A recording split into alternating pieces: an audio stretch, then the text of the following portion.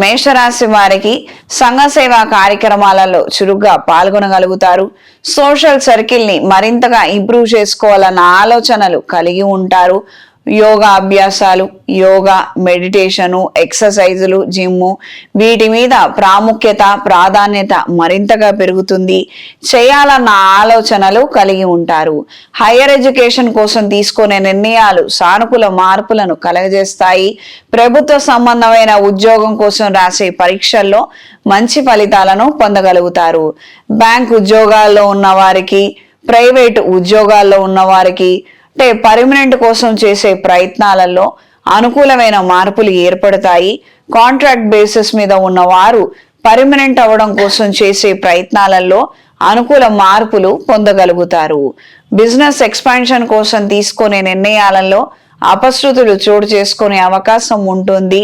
ఎవరైతే భాగస్వాములు ఉన్నారో వాళ్ళు చెప్పే సలహాలు, సూచనలు మనకంతా ఉపయోగపడడం లేదు, నష్టానికి దారితీసే అవకాశం ఉండవచ్చు. ఇది గ్రహించి మెలగండి. ఏదైనా ఒక సలహా, ఒక సూచన, ఒక ఐడియా ఇంప్లిమెంట్ చేయాలనుకుంటే అది ఒక నిర్దిష్టమైనటువంటి ప్రణాళిక ప్రకారంగా జరగాలి. అంటే ఒక ఎక్స్పర్ట్ ఒపీనియన్ అనేది ఉండాలి, ఒక రీసెర్చ్ అనేది ఉండాలి.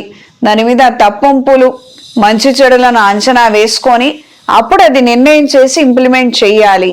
అంతే, వచ్చిందే ఐడియా తరువాయి ఇంప్లిమెంట్ చేసేస్తామంటే తద్వారా వచ్చే నష్టం కావచ్చు, లేదా దాని వలన వచ్చేటువంటి ఫర్దర్ కాన్సిక్వెన్సెస్ కావచ్చు, ఎవరు బాధ్యత వహించవలసి ఉంటుంది అన్నది ఈ విషయాల నిమిత్తం తగు జాగ్రత్తలు మాత్రం అవసరం.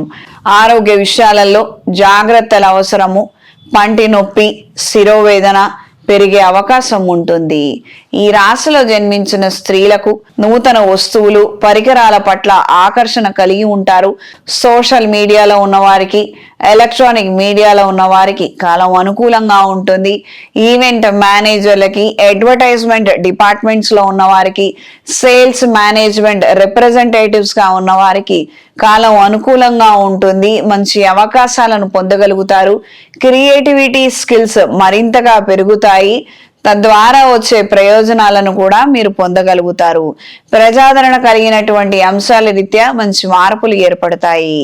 ఈ రాశిలో జన్మించిన వారికి ఈ వారం కలిసొచ్చే రంగు ఆకుపచ్చ, కలిసొచ్చే దిక్కు పడమర, కలిసొచ్చే సంఖ్య 2.